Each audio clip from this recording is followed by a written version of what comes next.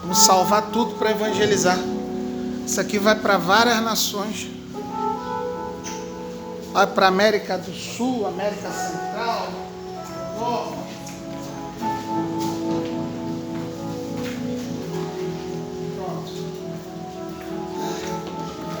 Meus irmãos, vamos nos colocar aqui nesse momento, né? Se você de Deus, pastor bem. Amém? Aleluia.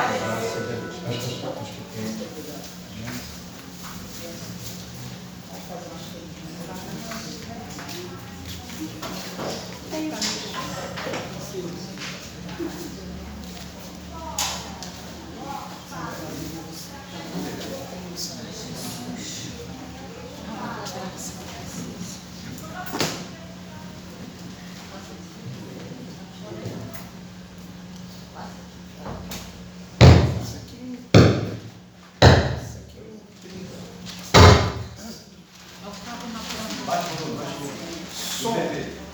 Aumenta agora. Deus, aleluia. Glória a Deus. É o cabo aí na Ele porta. está soltando?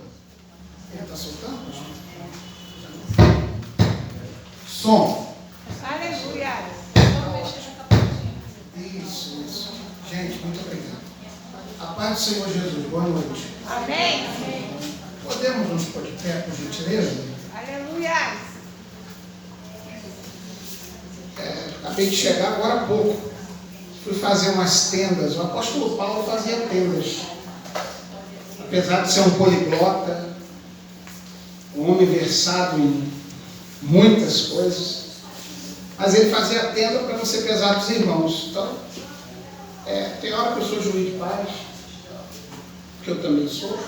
Aí eu vou lá e faço os casamentos.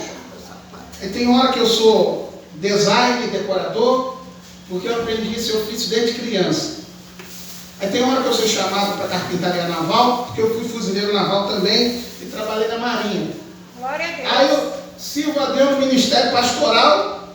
Aí tem hora que eu vou dar aula de filosofia na escola, na faculdade, e depois eu vou dar aula de teologia. Eu nem sei mais o que eu sou. Eu sou servo de Deus. Aleluia. Eu sou o Severino de Jesus. Lembra do Severino? Amém. Pau para toda a obra, né, numa linguagem bem simples, mas é um prazer estar com vocês. Glória a Deus. Minha avó dizia que Deus ajuda quem cedo madruga, não é isso? Amém. Quem se esforça, quem luta, quem batalha. Então a gente está ali, está colado, para não ser pesado a ninguém. Geralmente as obras que a gente fez e faz ao longo dos anos não foi com dinheiro de igreja, foi com o que Deus preparou para mim. Amém. Então, quando Deus usa uma igreja para semear na minha vida, glória a Deus, eu semeio tudo na igreja, no reino. Entende? Então vamos orar, Pai. No nome de Jesus, eu te agradeço por essa noite, pela vida de cada pessoa aqui especial, servos e servas do Senhor. Esta lição que é uma lição extremamente importante, porque ela pode determinar a nossa vida na eternidade, tanto contigo, como também aqueles que não derem ouvido, não observarem essa lição, essa palavra vinda do Senhor, poderão estar, se não ouvirem, não obedecerem, lamentavelmente poderão estar no lado oposto, no inferno. Então nos ajuda, Senhor, a ficar atentos, em nome de Jesus. Pode se sentar, que o Espírito Santo de Deus nos ajude na exposição dessa lição. Eu quero citar aqui, à guisa de introdução, a importância de nós prestarmos atenção na palavra de Deus. Toda a Bíblia Sagrada possui 66 livros, 39 no Antigo e 27 no Novo. O Antigo Testamento é organizado em 4 períodos distintos: lei, geral e cerimonial. Lei. Gênesis até o livro de Deuteronômio, que é o Pentateuco, os 5 primeiros livros inspirados de Moisés. Tem a autoria de Moisés, inspirado por Deus, dado a Moisés. De Deuteronômio, que na verdade não é Deuteronômio, começa o livro de Josué, depois de Deuteronômio. Aí acontecem ali mais 3 períodos. O primeiro período é o período da história de Israel. E como está organizada essa história de Israel? Período teocrático, teos, é uma expressão da língua grega, governo, cracia, governo, teos, Deus, teoscracia, é o período teocrático, onde Deus governa, onde Deus comanda, onde Deus levanta juízes. Por exemplo, o livro de Juízes está dentro do período teocrático. Não tinha um rei, mas tinha juízes, pessoas cheias do Espírito Santo, impelidas pelo Senhor, pelo Espírito de Deus, para poder livrar o povo hebreu, o povo de Israel. Só que o povo não se contentou com o governo de Deus. Então o povo pediu um rei. E o primeiro rei foi lhe dado, Saul.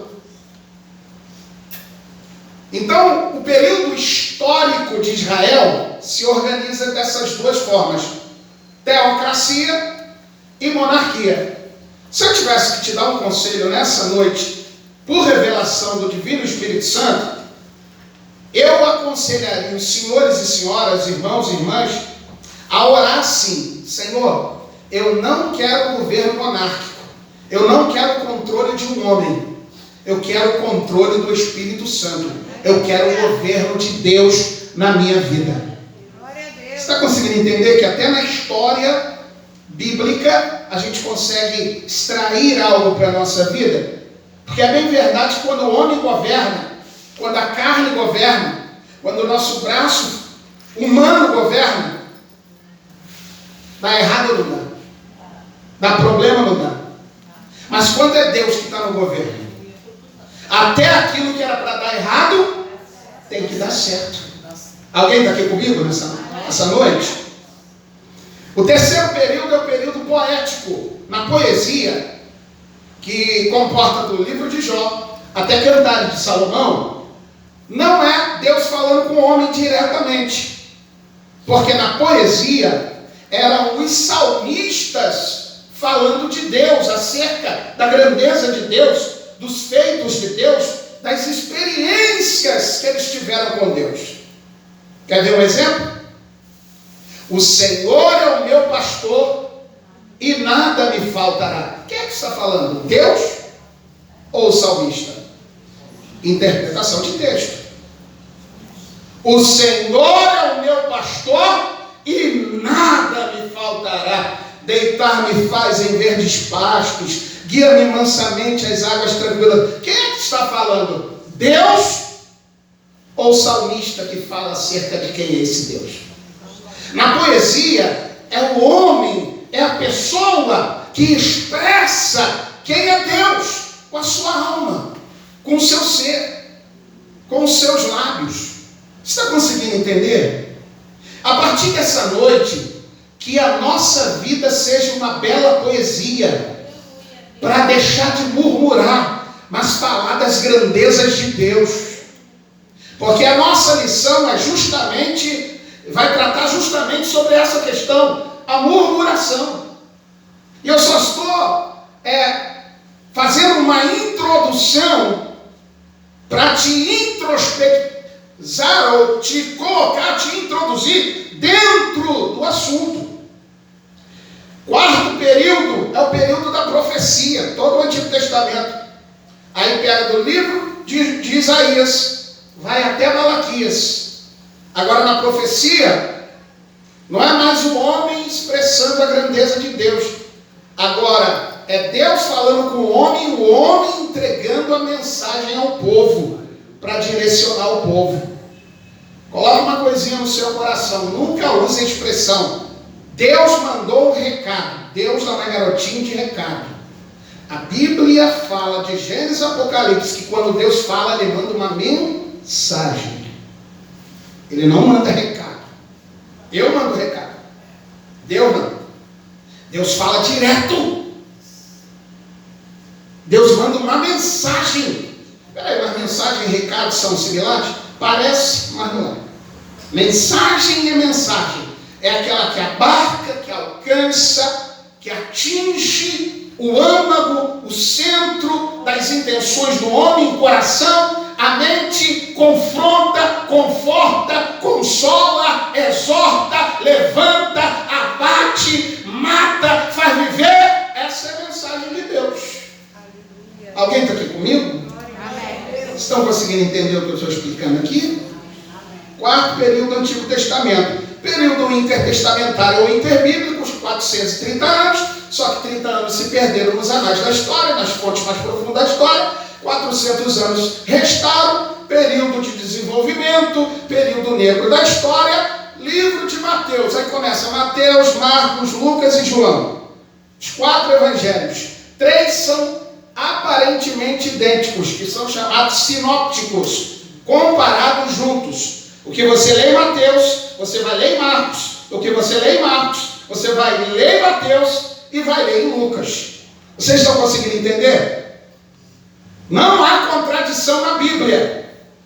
Ela se completa, exceto o Evangelho de João, que tem um outro propósito, que é mostrar a divindade de Cristo. Aí seguido de um livro de história, quer conhecer a história da igreja? Livro de Atos dos Apóstolos. Quer ler um livro de história muito bom? Livro de Atos do Espírito Santo. Porque também é chamado assim. Você quer conhecer a obra do Espírito Santo? Quer que o Espírito Santo de Deus haja na tua vida? Leia o livro de Atos. Leia com fé e você vai ver Deus agir na sua história. Porque é um livro de história da igreja. Seguido de Romanos, 1 Coríntios, 2 Coríntios, Gálatas, Efésios, Filipenses, Colossenses, 1 Tessalonicenses, 2 Tessalonicenses, 1 Timóteo, 2 Timóteo, Tito, Filemão, Hebreus, Tiago, 1 Pedro, 2 Pedro, 1 João, 2 de João, 3 de João, Epístola Universal de Judas e Apocalipse. É aqui que eu queria chegar com vocês. Capítulo 1, verso 3 diz assim: bem-aventurado é o que ouve. Então, é melhor ouvir do que falar. Porque quando você ouve, você trabalha tudo que você está ouvindo. Do que se precipitar em falar. Bem-aventurado é o que lê. Bem-aventurado é o que guarda a profecia deste livro, porque o tempo está próximo. Jesus está voltando. Pastor, o que eu sou aqui nessa noite? Bem-aventurado. Aleluia. Bem-aventurado. Glória a Deus. Porque está aqui para ouvir, para ler e para aprender com Jesus. Aleluia. Até aqui está tudo ok? Posso começar? O assunto vai pegar fogo hoje, né? Mas eu não vou ficar pegando fogo sozinho. Vamos pegar fogo junto comigo. O negócio é sério. Vamos lá, textual, todos juntos, em uma só voz, se possível. 1, 2, 3, toda a igreja. E não murmureis, como também alguns deles murmuraram. Verdade aplicada ou verdade prática. Vamos lá, todos juntos, em uníssono. 1, 2, 3. A prática da murmuração enfraquece a vida espiritual, acaba com a comunhão na igreja local e nos impede de desfrutar das promessas de Deus. Alguém sabe o que significa murmuração? Senhora? Reclamações. Mais alguém? Vamos lá, gente. Eu só tenho 30 segundos. Já se passaram 15.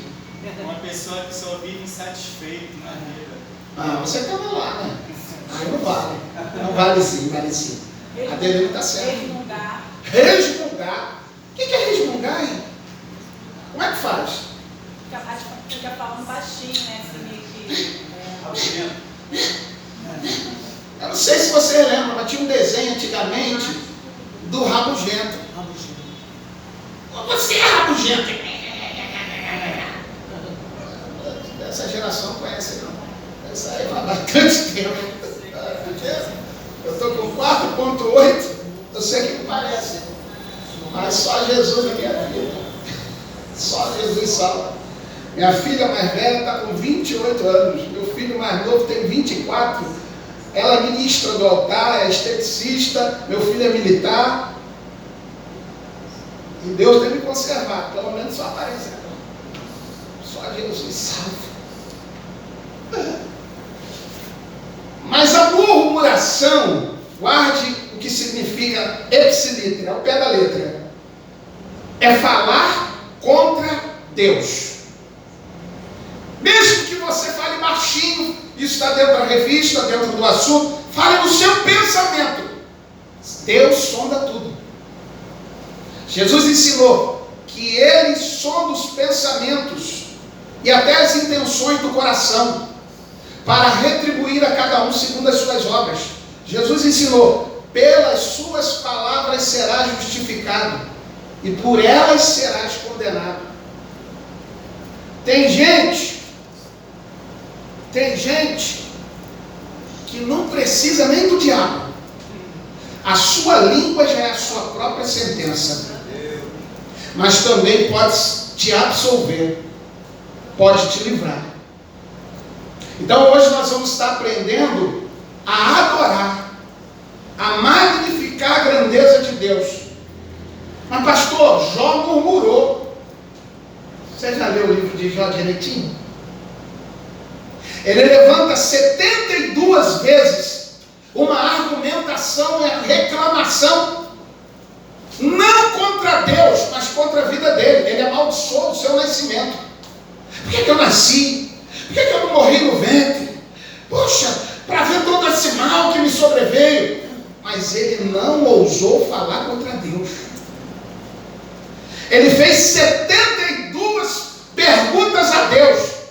Deus não respondeu nenhuma. Porque Deus não tem que responder nada, se Ele não quiser. Só no capítulo 34 do livro de Jó, que Deus quebra o silêncio, chama ele no estreito e fala assim: já que você quer me ouvir e quer uma resposta, eu quero que você me responda primeiro: aonde estavas tu quando eu estabeleci os céus e o firmamento? Fala para mim, Jó. Aonde estavas tu, Jó? Quando eu fui criando todas as coisas do nada, Jó. Jó foi se encolhendo.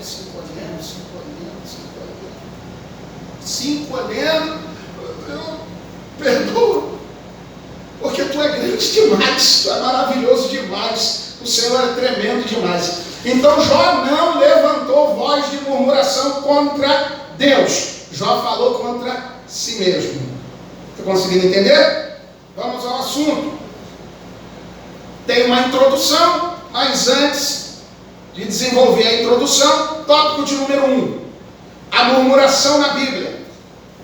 Tópico de número 2, murmuração é um impedimento, foi um impedimento para a primeira geração à terra prometida. Quer dizer, esse ato é craseado.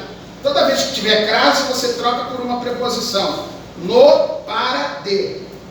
Então, você percebe que foi um impedimento para aquela geração entrar na terra prometida. Percebe que eu troquei o a por para e deu uma compreensão melhor? Aí você estuda lá, né? Aí é língua portuguesa. Não, isso ajuda muito na interpretação de um texto. Você não tem ideia. Terceiro tópico. Murmuração, um pecado que nos impedirá ou nos impede de entrar na terra de Canaã, ou a Canaã celestial. Pastor Kenny, a murmuração causa tudo isso? E muito mais. Você não tem ideia. Tem gente com a vida toda enrolada, porque reclama de tudo. Fala demais. E olha que Deus ouve, tá? E Deus responde conforme a tua declaração. Alguém disse assim: aquilo que você disser que o teu Deus é, ele vai ser para você. Mesmo ele sendo transcendente, soberano, supremo, todo-poderoso, ele continua sendo Deus. Mas nós não iremos desfrutar, de acordo com a nossa confissão, do que ele tem para nós, em virtude do perigo da murmuração. Alguém está aqui comigo ou estou sozinho? Amém. Posso fazer uma perguntinha particular, com muito respeito? Quem já murmurou aqui? Levanta a mão aí, pastor. Já murmurou.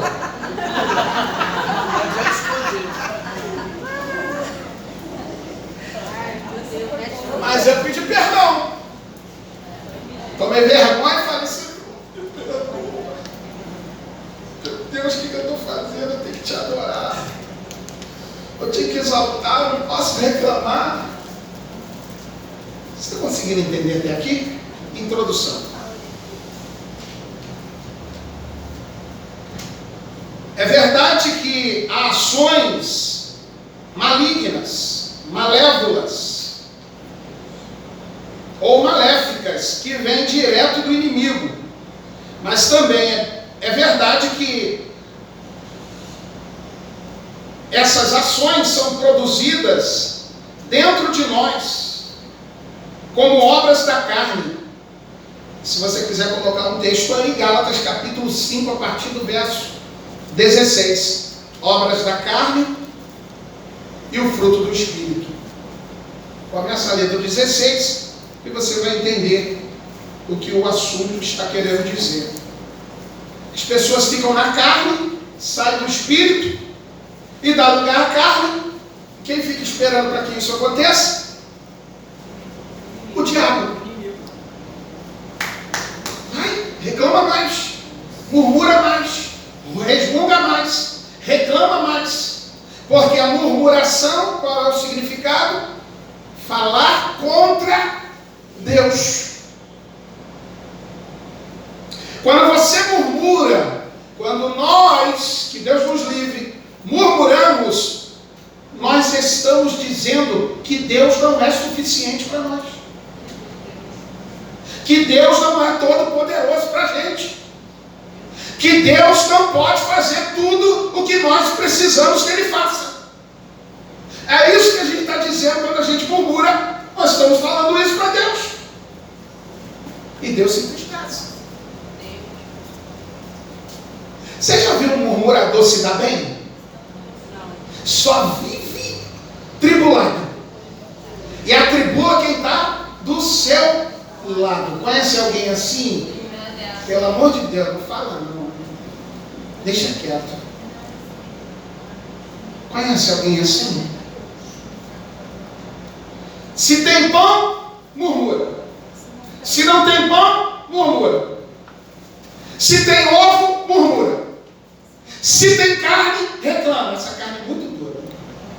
Não cozinhou direito. Poxa, por que eu comprei? Se tem um sapato, reclama.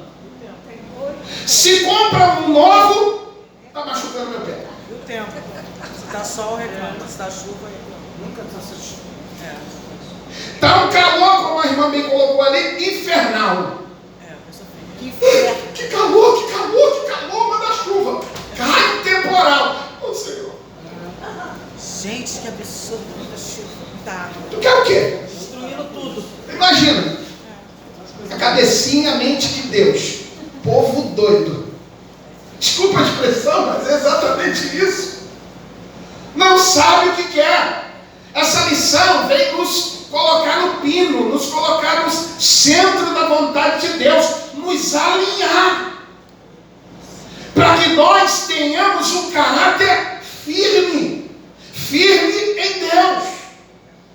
Que a nossa mente, que o nosso ser, independente das intempéries, das dificuldades, dos contratempos, fique firme em Deus. Pode cair tempestade, canivete, não me importa, eu vou ficar fiel, eu vou ficar firme, eu vou ser uma pessoa estável, não instável. Eu vou ser uma pessoa que vai ficar firme, não uma pessoa volúvel, que é levada por qualquer coisa. Hoje está, hoje não está, hoje... E aí, irmão, como é que está?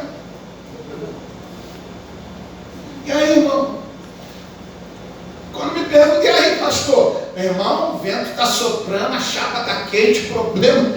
Mas, meu irmão, eu estou no bom combate da fé. O meu combate é um bom combate. No final, eu vou ver o resultado.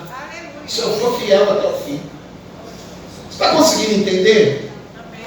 Não é também ficar de mímica espiritual. É só vitória. Não, pastor, é declaração. Irmão, tem o tempo mau. Só que no tempo mau, você tem que mostrar quem você é. Aí que Deus prova o coração do homem. Sabe por que Deus levou o povo para o deserto? Foi um dos primeiros livros que eu escrevi. Venceram nos desertos da vida. Com base em Deuteronômio capítulo 8, versículo 15 e 16. E que te conduziu por um grande e terrível deserto, de serpentes abrasadoras e de secura, e que da pederneira, da rocha, tirou água para você beber.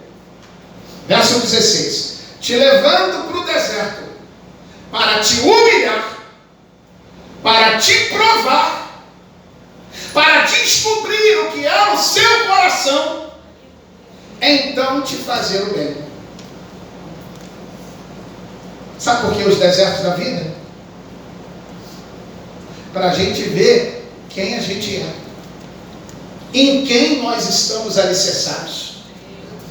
Quando está tudo bem, ou quando as coisas ficam difíceis, as aberturas chegam, vê se você vai murmurar. Deus não me ama, Deus não gosta de mim, Deus não está me ouvindo. Se tivesse me ouvindo, não estava acontecendo isso. Você já parou para pensar no fato que isso está acontecendo para provar o teu coração? Não é para te matar, é para te fortalecer. Você sabia que um lutador de MMA, aqueles que lutam no ringue, eles não treinam primeiro para bater, eles treinam para apanhar. Você sabia disso? Se não sabia, fique sabendo. Para poder criar resistência, para quando o outro cansar de bater, ele vai ter força, e só vai dar uma, e bota o cara na lona. Será que essa situação da sua vida não é para gerar resistência na sua fé, estruturar você, fortalecer você, e você está desfocando, perdendo a visão correta de Deus? Lembra da quinta-feira? A visão perfeita de Deus. Aí o teu adversário, Deus te abandonou mesmo, você está doente aí, está tudo de cabeça para baixo. Está de cabeça para baixo hoje, mas se eu continuar firme e fiel, o Senhor coloca tudo de cabeça para cima, porque Ele é Deus. Alguém está conseguindo entender até aqui? Eu sei que está simples, hoje eu não estou tão expositivo, estou mais didático, mas eu sinto que Deus está ministrando algo muito importante, especial para a nossa vida. Se eu fosse você, eu tomava posse. Aleluia. Porque eu tenho aprendido nesses dias, eu falei, Senhor, se eu te contar a metade que eu já passei, se o pastor contar então a metade, Senhor, eu passo aí de vez em quando, eu falo, Senhor, dá vontade de falar, Senhor, eu estou bem com a razão. Mas diante de Deus, não tem aquele que está com a razão. Então é melhor glorificar, adorar, louvado seja Deus. Aleluia. Eu aprendi lá na sede que o pastor, o presidente de lá de Brasília, não é esse pastor Davi? Ele aprendeu uma coisa com Deus nessa situação de murmuração.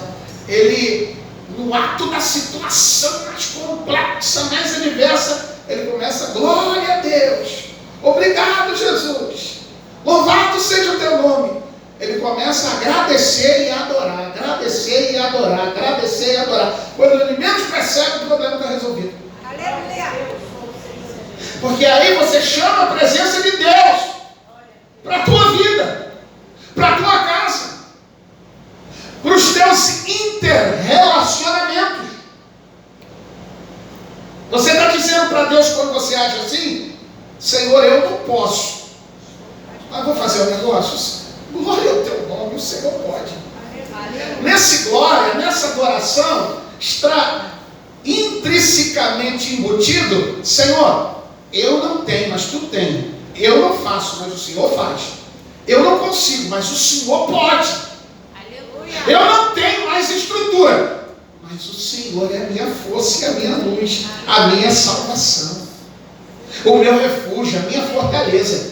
Vocês estão conseguindo entender até aqui? Amém? Eu estou sentindo a presença de Deus assim, hoje aqui, não é naquele relâmpago, nos mantos, mas suave. Aleluia. Hoje o Espírito de Deus vem numa brisa suave, Aleluia. falar contigo no pé do ouvido. Glória a Deus. No pé do ouvido, literalmente. Tópico de número 1. A murmuração na Bíblia. O que é a murmuração? As principais palavras para murmuração na Bíblia são as seguintes: do hebraico, o verbo li'in. Alguns traduzem por lin, mas em hebraico o N tem um som, é li'in. Então essa expressão significa resmungar. Você já resmungou alguma vez? Muito. Também significa reclamar. Você já reclamou alguma vez?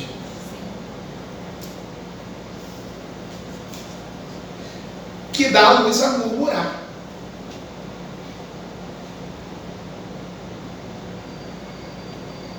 Tem algum resmungão aqui, uma resmungona? Sim. Tem? Sim. E aí, como é que a gente vai fazer? Pelo menos ela foi sincera. E a gente está aqui para aprender junto, para fazer o que é certo, para a gente